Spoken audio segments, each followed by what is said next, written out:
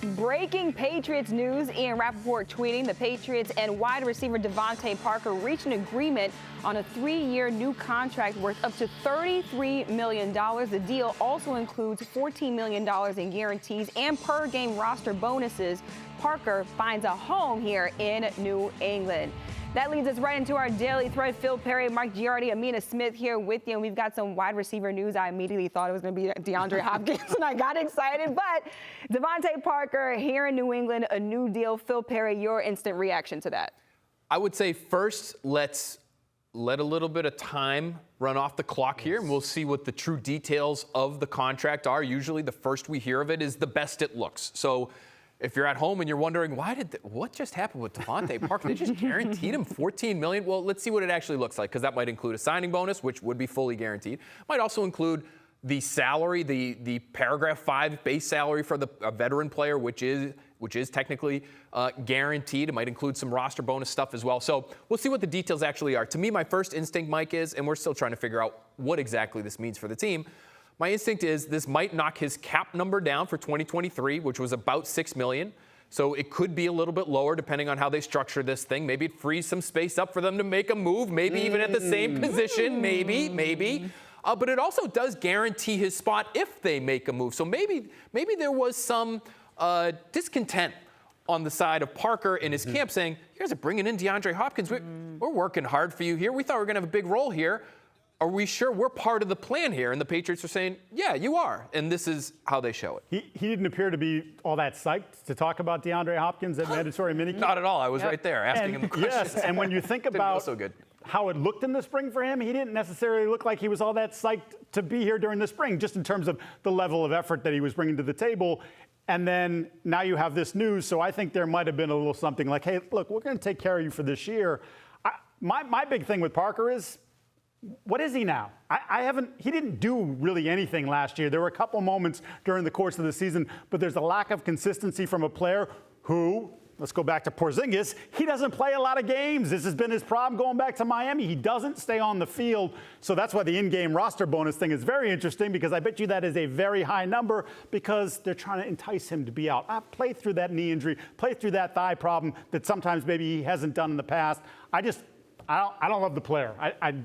He was, on paper last year, going into the year, he was probably your best receiver. But I would say, once again, that was a problem with your team building, because he shouldn't be the best receiver on anybody's team. Contested catch guy. Yes. Boundary guy for sure. Really not going to play inside for you. DeAndre Hopkins, meanwhile, I think a lot of people think of him as a true X outside the numbers, and he can do that.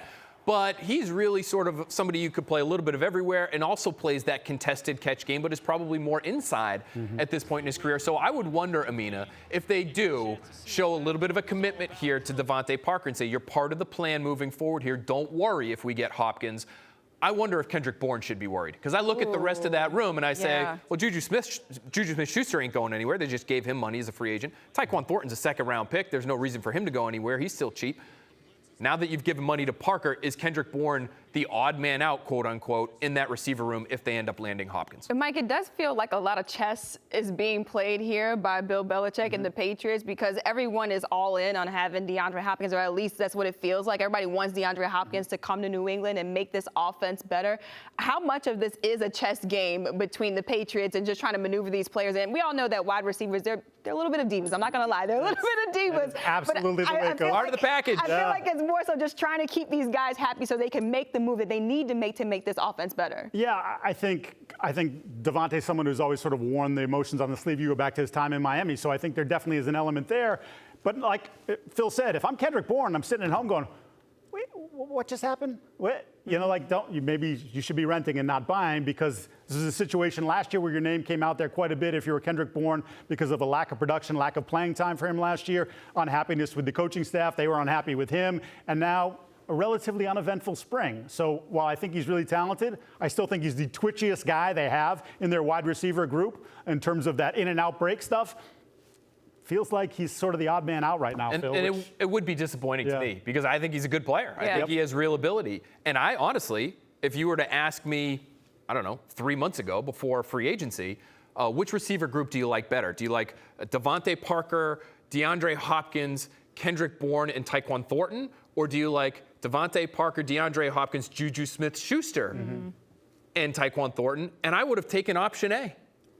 Listen, if DeAndre Hopkins gets here and he's essentially a big slot, that's what Juju Smith-Schuster is. But again, he ain't going anywhere. You just gave him real money. So I wonder if that move ends up sort of coming back to bite them in that they let go or they're forced to maybe move on from a pretty talented receiver in Bourne. Again, this is all if they land Hopkins. Right. We're talking about DeVante Parker here. We've somehow gone into this world where they already have Hopkins on the roster. They don't. So Bourne might still be here.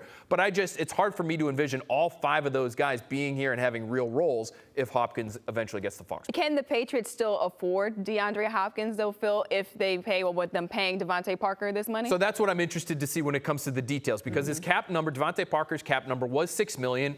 Not an obscene number, especially at that position. But if you're able to knock that down to 4, maybe even 3, depending on how that thing is structured, who knows? I mean, Jacoby Myers, I was just looking at it during the break. Jacoby Myers signed a 3-year, $33 million deal with the Raiders. A little bit more guaranteed money in that one than it looks like might be in this Parker new contract.